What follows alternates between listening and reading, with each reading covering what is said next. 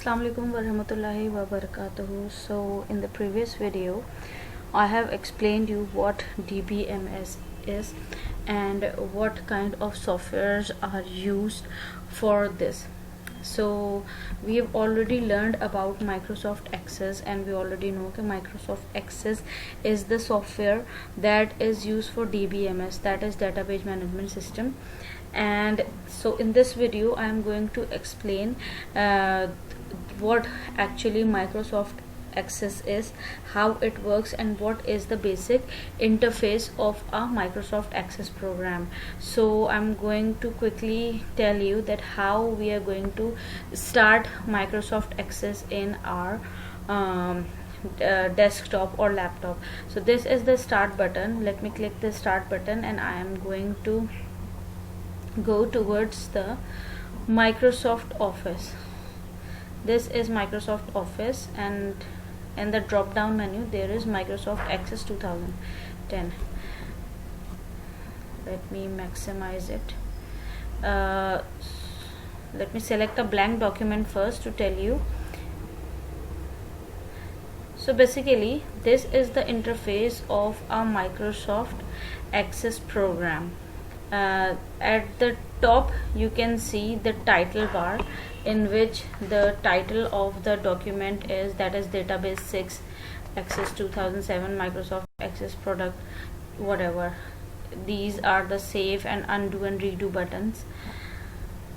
Here we have the minimize button, the maximize or restore button, and this is the close button, as we already know.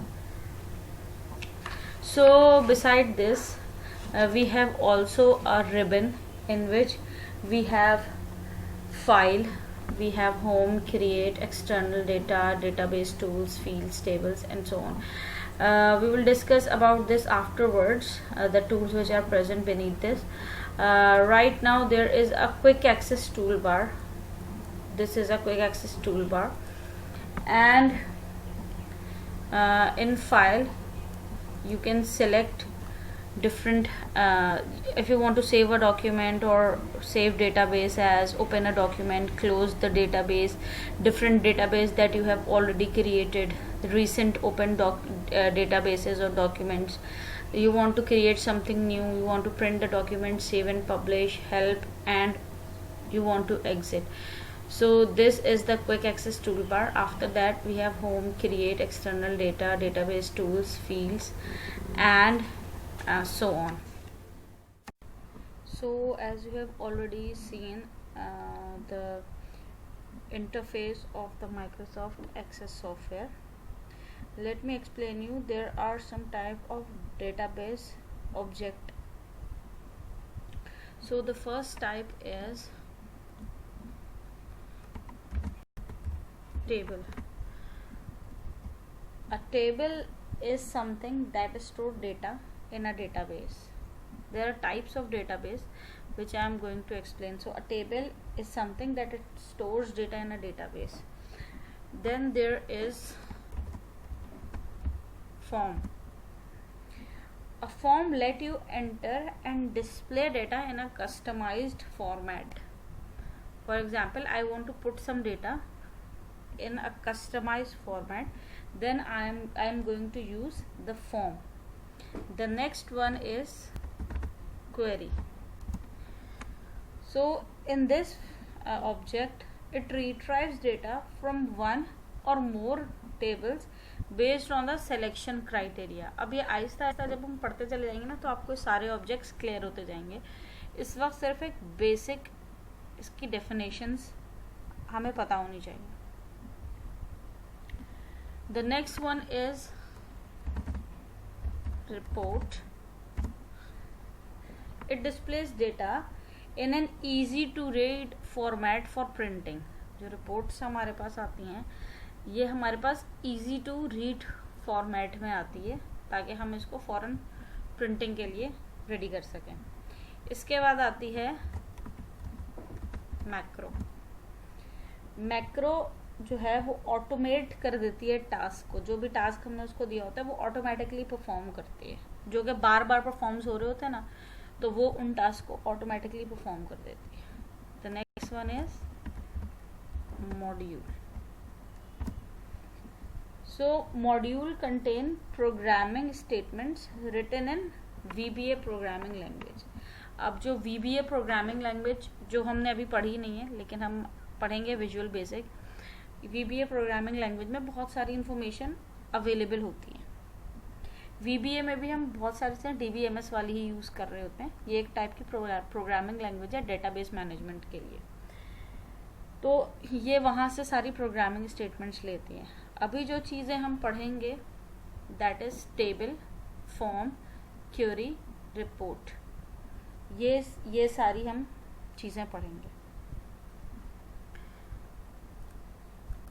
इसके बाद the next is कि हमें start कैसे करना है, ये हम ऑलरेडी देख चुके हैं, लेकिन आपके लिए एक बार फिर मैं इसको दिखा दूं यहाँ से.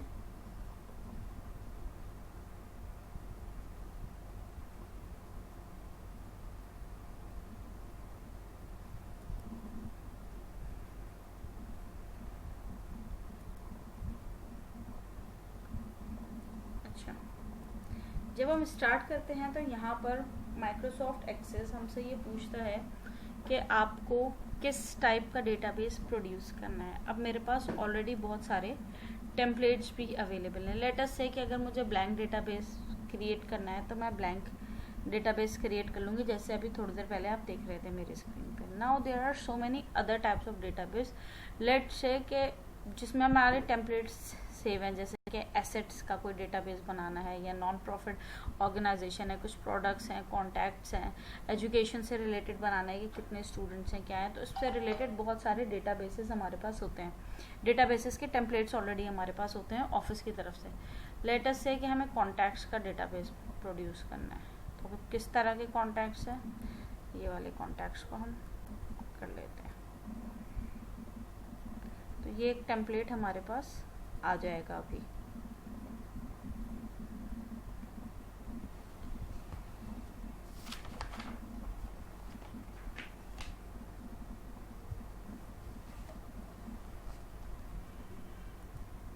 ये एक हमारे पास एक मतलब पहले से क्रिएट किया हुआ टेम्पलेट हमारे पास आ गया है, जिसमें first name, last name, company title, जो अब इसमें हम सारी की सारी अपनी जो इन्फॉर्मेशन है वो यहाँ पर देते चले जाएंगे. लेकिन इस वक्त हमारा एम कोई ऑलरेडी प्लान किया हुआ टेम्पलेट नहीं है. इस वक्त हम बिल्कुल स्क्रैच से अपना डेटाबेस तैयार करना सीखेंगे. तो हम यहाँ से न्यू में जाते हैं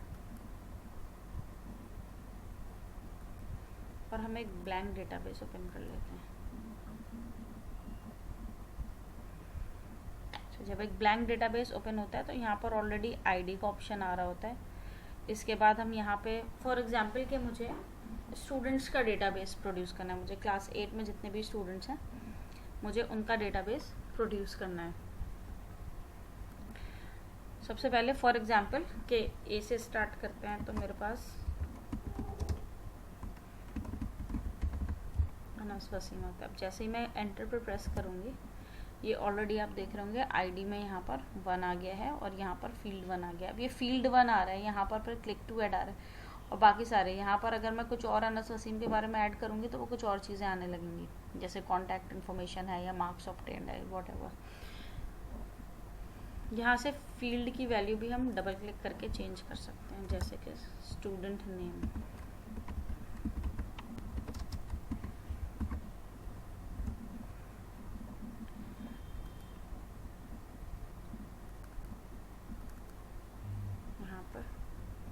फॉर एग्जाम्पल कि हम जैसे GR नंबर यूज़ करते हैं या स्टूडेंट आईडी कर देते हैं इसको.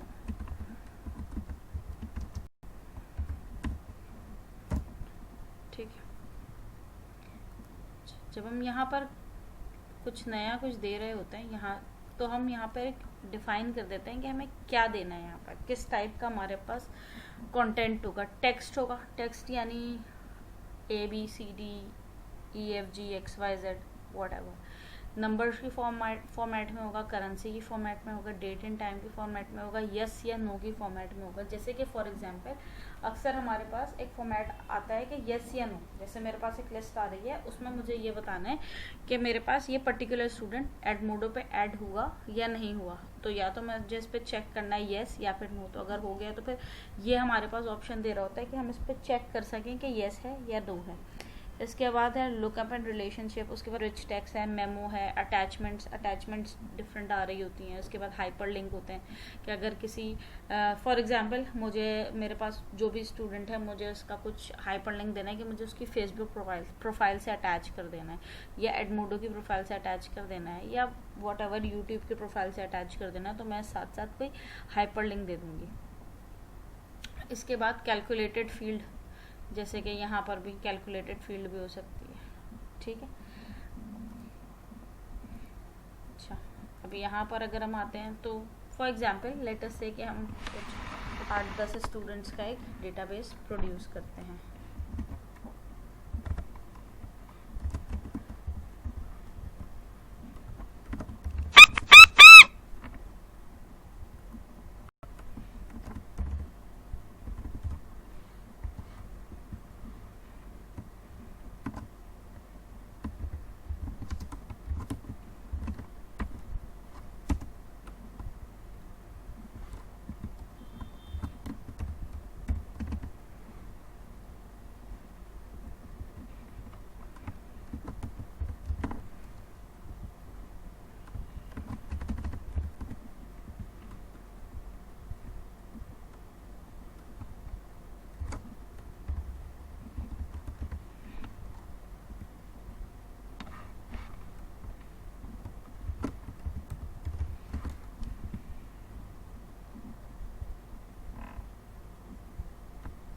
इस तरह हमारे पास बहुत सारे स्टूडेंट्स का डेटा आ गया।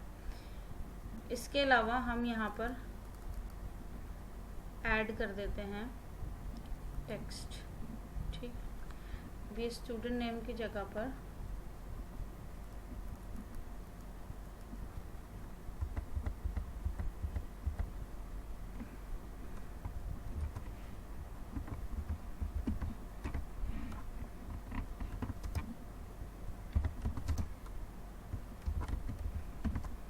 ठीक है, अब मुझे सबके फादर्स का नेम तो नहीं पता, यहाँ पर हम ऐड करते हैं। अच्छा, अब ये मैंने जानबूझ के एंटर किया था ताकि ये एक एरर दे। अब ये एरर क्यों आया है? ये एरर इसलिए आया है बिकॉज यहाँ पर हमने फादर्स नेम के ऊपर ये वाला साइन दिया है। ठीक है, ये वाला साइन ये एक्सेप्ट नहीं करता हूँ। इसके बाद हमारे पास नेक्स्ट फील्ड आ गई है नंबर्स। ठीक है, यहाँ पे हम दे देते हैं टोटल मार्क्स। अभी इस पर्टिकुलर छोटी सी वीडियो में इतना टाइम नहीं है कि हम डिफरेंट सब्जेक्ट्स के मार्क्स एंटर करें, तो यहाँ पर मैंने टोटल मार्क्स का एक ऑप्शन दे दिया। यहाँ पे डायरेक्टली हम टोटल मार्क्स कर देंगे। ठीक है, अच्छा फादर्स नेम मेरे पास है नहीं, मैं यहाँ पर टोटल मार्क्स एंटर कर देती हूँ 451।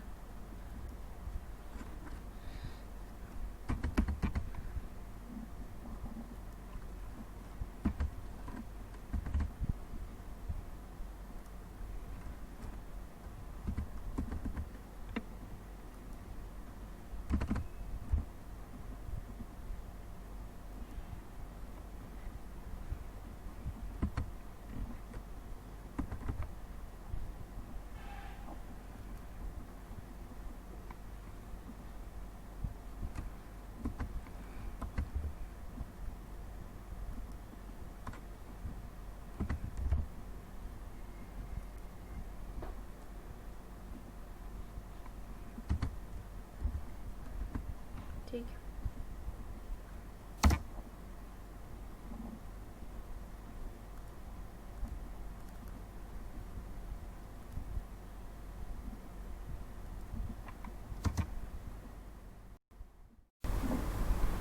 अच्छा as I have already told you कि स्टूडेंट नेम कैसे एंटर किया हमने, फादर्स नेम, टोटल मार्क्स। अब यहाँ पर जो ये फील्ड होती है ना, यहाँ पर टेक्स्ट या जो भी हम ऐड करें, इनमें क्या चीज़ हम ऐड नहीं कर सकते। या फील्ड का नेमिंग किस तरह से हमें करनी है फील्ड की नेमिंग। तो जो हमारी फील्ड की नेमिंग है वो 1 से लेकर 64 कैरेक्टर्स लॉन्ग हो सकती है। फील्ड के अंदर लेटर्स, नंबर या स्पेशल कैरेक्टर्स जैसे कि अंडरस्कोर हो सकता है, बहुत ज़्यादा यूज़ होता है अंडरस्कोर, ठीक। लेकिन फील्ड नेम के अंदर फुल स्टॉप यानी कि period, exclamation mark, bracket, grave accent नहीं हो सकते। ब्लैंक स्पेस से नहीं स्टार्ट हो सकती फील्ड नेम, यानी कि फॉर एग्जांपल जैसे मैंने स्टूडेंट नेम लिखना है तो पहले मैं ब्लैंक यानी स्पेस बार दबा दूँ और फिर लिखूँ स्टूडेंट नेम, तो ब्लैंक स्पेस से नहीं स्टार्ट होता कोई भी फील्ड नेम। इसके बाद फील्ड नेम के अंदर जो है वो अपर केस या लोअर केस या मिक्स्ड केस हो सकता है, ठीक है। तो ये कुछ ऑप्शंस थे जो फील्ड एक्सेंट में मुझे यूज़ करने हैं। Now the next step is to save our database. So what we are going to do is कि हम इसको save object as करेंगे।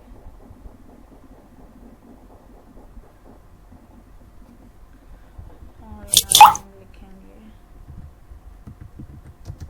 class 8 as टेबल, जैसे मैंने आपको बताया ना टेबल क्वेरी फॉर्म रिपोर्ट, तो हम इसको एज ए टेबल फॉर्मेट में सेव कर देंगे, ठीक। Alright, so the next option which we are going to discuss right now is to totalling of this number. So here is an option in the home tab of this records.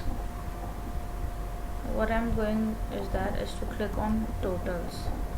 Like here I am and I click on totals, then you can see that a new tab is here, and when I click on this side I have so many options of like sum, average, count, maximum, minimum, standard deviation and variance. Let me click on sum. Like if I want to total these numbers, then the total of this number is 3656, जो कि automatically मेरे पास सारे numbers का सम आ गया, मुझे totalling करने की ज़रूरत नहीं। इसी तरह अगर मुझे एवरेज निकालना है तो ये एवरेज आ जाएगा। सिमिलरली ये काउंट भी आ जाएगा कि टोटल 9 स्टूडेंट्स थे मेरे पास। Same goes with the other options, maximum कितने हैं, मिनिमम कितने हैं, स्टैंडर्ड डेविएशन कितनी है, वेरिएंस कितना है। तो let us discuss about sum के मेरे पास सम क्या आ रहा है। इसी तरह जब हम यहाँ टोटल पर आते हैं तो टोटल में भी बहुत सारे ऑप्शंस होते हैं। यहाँ पर काउंट का ऑप्शन भी आ सकता है कि टोटल 9 है। इस तरह हम यहाँ पे टोटल कर देते हैं। अच्छा, ये सारे ऑप्शंस के अलावा और दूसरी चीज़ें भी होती हैं कि हम स्टूडेंट्स का डेटा किस तरह सॉर्ट कर सकते हैं। जब मैं यहाँ पे क्लिक करूँगी तो मेरे पास यहाँ पे सॉर्ट के ऑप्शंस आ रहे होंगे। Sort smallest to largest, sort largest to smallest. इसके बाद मेरे पास बहुत सारे ऑप्शंस आ रहे होंगे कि वो सिर्फ उन डेटास को सेलेक्ट करेगा जिनके नंबर अराउंड 340 होंगे या 345 होंगे या ब्लैंक होगा या 426 होगा, ठीक। तो यहाँ पे मैंने सबको चेक करके और ओके कर दिए, तो मेरे पास यहाँ पे सबके मार्क्स आ रहे हैं। इसके बाद मेरे पास और भी ऑप्शंस आते हैं जैसे कि सर्चिंग के ऑप्शंस। अब यहाँ नीचे आप देखेंगे आपके टेबल के नीचे वाली साइड पर यहाँ पर सर्च बार आ रही होगी। अब सर्च बार के अंदर फॉर एग्जांपल अगर मेरे पास 50 स्टूडेंट्स हैं, मुझे उनमें से किसी एक को सर्च करना है। जैसे फॉर एग्जांपल मुझे महमीन को सर्च करना है, तो ये मैंने महमीन लिखा और ये आपको देख रहे होंगे ये ऊपर खुद ही आ रहा है, ये ब्लैक में ये खुद ही आना शुरू हो गया। जैसे जैसे मैंने एम लिखा था तो जहाँ पर एम है वो आ गया, ठीक है। मैं एम भी हटा दिया मैंने। फॉर एग्जांपल कि मुझे ए से कुछ नाम ढूंढना है तो ये ए आ गया, अनस, ठीक है। या मुझे अदीना ढूंढना है तो ये अदीना पे आ गया, ठीक। इस तरह सारे ऑप्शंस सर्च के आ जाते हैं। इसके बाद आता है फिल्टरिंग डाटा। हम जो है वो डाटा को फ़िल्टर भी कर सकते हैं। जैसे कि फॉर एग्जांपल मुझे कुछ यहाँ पे मैंने दिखाया था ना कि कुछ चीज़ें जैसे यहाँ पर आकर मैं नंबर्स को फ़िल्टर कर सकती हूँ। ऑलरेडी मैं बता चुकी हूँ, लेकिन फिर भी जैसे 401 वाला मैंने फ़िल्टर कर दिया है यहाँ पर, ठीक है। 345 फ़िल्टर। तो ये देखो यहाँ पे किस तरह से आ गया है। ठीक है, ये जो दोनों मार्क्स थे, वो जो सारे मार्क्स थे जो 451 और ये वाले, मैंने वो फिल्टर हो, इसको अनडू कर देते हैं। सही है। इसके बाद इस तरह से एडवांस्ड फिल्टरिंग भी होती है, वो भी इसी तरह से की जाती है। बिटवीन वाले नंबर्स भी इसी तरह से दिए जाते हैं। Now this is the end of the chapter. What you have to do is कि आपको पेज नंबर 20 पे ऑब्जेक्टिव टाइप क्वेश्चंस अवेलेबल हैं, जिसमें चूज़ द करेक्ट ऑप्शन आपने करना है। 5 सिर्फ चूज़ द करेक्ट ऑप्शन हैं, ये आपने करनी है। इसके अलावा the next thing what you have to do is कि आपको इसी तरह, जिस तरह मैंने एक टेबल प्रिपेयर किया है 10 स्टूडेंट्स का, आपने एक टेबल प्रिपेयर करना है और उसमें आपने जो है वो, जैसे मैंने यहाँ पर डायरेक्ट टोटल मार्क्स दे दिए हैं, तो आप ये करेंगे कि आप इसके बाद यहाँ पर सिर्फ टोटल मार्क्स नहीं देंगे, ये फादर्स नेम लिखने की ज़रूरत नहीं है। आप English, Urdu, math, science, computer, history, geography ऐसे लिखने के बाद 4-5 टेबल्स, 4-5 रोज फिल करने के बाद यहाँ पर फिर टोटल मार्क्स करेंगे, जहाँ पर आप ये टोटल का ऑप्शन देंगे और सारे ये वाले मार्क्स को टोटल करेगा, और उसके बाद फिर आप जो है वो उन सारे मार्क्स का एवरेज निकालिएगा नीचे। तो चाहे तो आप स्टूडेंट्स नेम पे कर लें या चाहे आप किसी और भी तरह का टेबल कर लें। बहरहाल thing what you have to do is कि आपको इसकी प्रैक्टिस करनी है। So this is the end of the class. Inshallah in the next class we will discuss about the new chapter, or maybe I'll give you some work to do in your notebooks.